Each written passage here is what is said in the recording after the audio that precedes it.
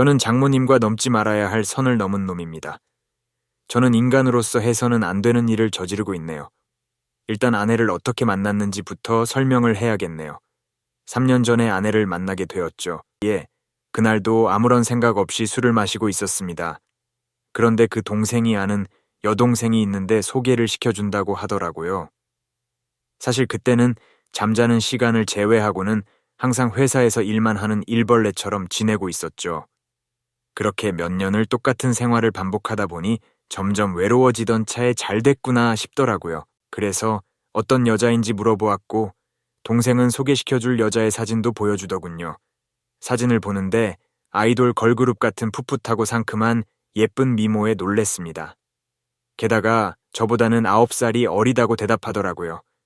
그때는 저도 외로운 마음도 많이 들었고 어린 여자친구를 만나서 결혼하고 싶은 생각을 하고 있었기에 너무 마음에 들었습니다. 그저 예쁜 미모에 빠지고 말았죠.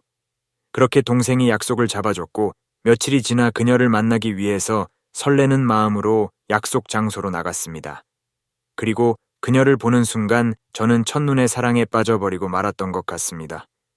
그녀와 저는 기본적인 소개를 주고받는데 너무 좋았습니다.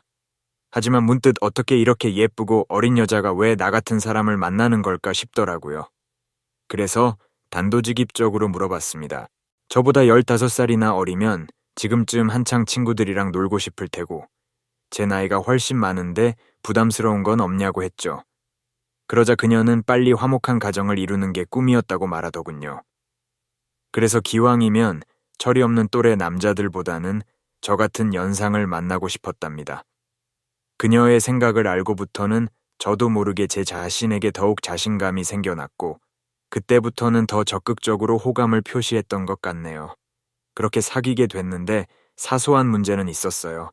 그녀의 소비 패턴이 좀 과소비였다는 것과 그녀를 쫓아다니는 남자가 꽤나 많았다는 겁니다. 시도 때도 없이 카톡이 울려대더군요. 하지만 저는 사소한 문제들을 뒤로하고 1년 동안의 연애를 하고서 여자친구에게 프러포즈를 했습니다. 순서대로 자연스레 고급 음식점에서 상견례를 잡았죠. 그리고 그날 처음으로 마주한 장모님의 모습에 기겁을 할 수밖에 없었습니다. 말 그대로 숨이 막힐 정도로 예쁘더라고요. 말로만 듣던 연예인인가 보다 했습니다. 당황스러운 상황을 뒤로하고 식사를 하면서 이야기를 들어보니 장모님이 어린 나이에 철이 없으실 때 제 여자친구를 낳게 되셨고 저랑 나이 차이가 겨우 5살밖에 나지 않더군요. 그렇게 상견례 자리는 서로가 기분 좋게 이야기는 오고 갔지만 장모님께서는 내심 걱정이 많이 되셨던 것 같더라고요. 아내와 제가 나이 차이가 많이 나서 아내가 저를 제대로 이해하고 감당은 할 수가 있을까 하는 그런 생각들이 있으셨던 거죠. 하지만 다행히도 장모님은 저를 직접 보고 저의 생각과 비전을 확인하시더니 조금은 걱정을 덜어주셨고 기분 좋게 상견례 자리가 끝이 났습니다. 그날 이후 여자친구와는 1년의 짧은 연애 기간을 마침표를 찍고서 곧바로 결혼식을 올렸습니다. 처음에 1년 동안은 다른 사람들과 다름없이 행복하게 잘 지냈습니다. 하지만 결혼 전부터 문제였던 다른 남자들의 연락이 문제였던 거죠. 함께 지내다 보니 잠이 막 들려고 하다가도 새벽에 울리는 휴대폰 소리에 깨는 경우가 생기다 보니 짜증이 났습니다. 휴대폰 연락처를 바꾸려고 하면 어릴 때부터 쓰던 번호라서 그럴 수가 없다고 했고 개인적으로 하는 소셜 계정이라도 없애면 벌하지 않겠냐고 하니까 그러기가 싫다더군요. 왜 가정주부가 그런 것까지 굳이 하려고 하는 건지 물어보니 어린 나이에 시집 와서 이런 거라도 안 하면 우울증이 올 것 같다더라고요. 그래서 이해를 하고 넘어가려고 저도 부단히 노력했어요. 그러다가 우연히 아내가 다른 남자와 만난다는 사실을 알게 됐습니다. 아주 가증스럽게도 제가 집에 있을 때 집 근처 피트니스 센터를 다닌다며 1시간 정도 다녀왔는데 그 순간을 노려 바람을 피웠더군요. 그래서 우리는 신뢰가 깨져서 예전처럼 믿고 지낼 수가 없을 것 같다고 말했고 이혼하자고 했습니다. 그제서야 아내는 2번 다시는 이런 일 없을 테니까 한 번만 용서해달라고 했고 정말 엉엉 울며 매달리는 거였습니다. 하지만 저는 당분간 떨어져 지내자고 했고 그 사이에 이혼을 준비했습니다. 하지만 세상 일이라는 게 참 호락호락 넘어가는 법이 없었어요. 이미 소식을 들었는지 장모님에게 연락이 와서 딸에 대해 용서를 구한다며 통사정을 하는 겁니다. 그러면서 제가 일하는 직장까지 찾아오셨어요. 사실 장모님이 무슨 죄가 있겠어요. 이렇게 훌륭한 장모님과 달리 해픈 아내가 문제였죠. 그렇게 장모님을 모시고 식사를 하며 이런저런 이야기들을 많이 했습니다. 장모님께서는 제가 많이 힘들 것 같다면서 저를 위로해 주셨고, 그래서 저는 장모님이 정말 훌륭한 분 같다며 말씀을 드렸는데, 당황스럽게도 장모님께서는 갑자기 왈칵 눈물을 흘리시더라고요. 그러시면서 왜 미혼모가 되었는지에 대한 이야기들을 해주시고, 왜 혼자서 딸을 키워왔는지, 그런 많은 이야기들을 해주시더라고요. 저는 그런 장모님을 보면서 어린 나이 때부터 마음고생이 심하셨겠구나 생각도 들었고, 장모님이 이제는 제게 마음을 많이 열어주셨구나라는 생각을 하였습니다. 그리고 그런 이야기를 듣고 있자니 저도 덩달아 마음이 아팠고 아직도 여자같이 여린 장모님을 보면서 묘한 감정이 생겨나더라고요. 물론 장모님은 딸과 제가 잘 되길 바라는 마음에 선의를 베푸셨겠지만 저는 이상하게 마음이 싱숭생숭하게 됐어요.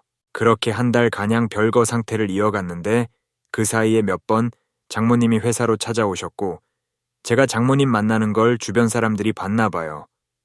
당연히 회사 사람들은 장모님인 걸 알았지만 회사를 오가는 거래처 직원들은 모르잖아요. 몇몇 거래처 직원들이 사모님이 상당히 미인이시던데요 하는 겁니다. 나이 차이가 거의 나질 않았으니까요. 어쨌든 장모님의 헌신적인 노력에 일단 아내와 이혼은 없던 일로 했죠. 다시 아내와 합쳤지만 저의 의심은 완벽히 가시지가 않았습니다.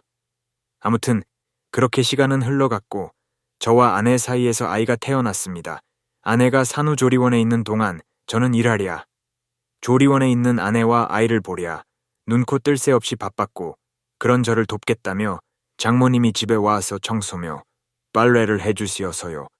그날은 일찍 집으로 들어갔는데 장모님이 민소마의 굉장히 짧은 반바지에 편한 캐리메우로 청소를 하고 계시는 겁니다. 그 모습을 보는 순간 저는 정말 깜짝 놀라버렸습니다. 사실 말이 장모님이지 미모가 훌륭했고 관리를 잘하셔서 20대 못지않은 몸매셨죠. 저는 못 본 척하고 방에 들어갔지만 마음이 싱숭생숭하더군요. 그리고 저도 남자인지라 아랫도리가 묵직해지는 걸 느꼈습니다. 그래도 그럼한도 애기에 꾹 참았쇼. 그런데 사고는 몇 달 뒤에 터졌습니다. 혹시나 하는 마음에 알아본 친자검사에서 역시나 아이는 제 아이가 아니었어요. 하늘이 무너지는 기분이었습니다. 어느 정도 예상은 했지만 제 아내가 이런 여자일 줄은 몰랐습니다. 머리 끄댕이를 잡고 싸대기라도 올려주고 싶었지만 오히려 그게 더 손해일 것 같더군요. 사를 한 줄도 모르는 아내는 집에서 아이를 안고 싱글벙글 웃는데 정말이지 확 어떻게 해버리고 싶었습니다. 계속 살아야 할지 아니면 정말 아내를 어떻게 해버리고 아이는 보육원에라도 보낼까? 란 생각까지 들더군요. 하지만 어떻게 해야 할지 망설이다가 이 답답하고 끓어오르는 분노를 저 혼자만 삭히는 게 너무 억울했습니다. 그래서 장모님에겐 이야기하고 아내와 정리를 할 생각을 했죠.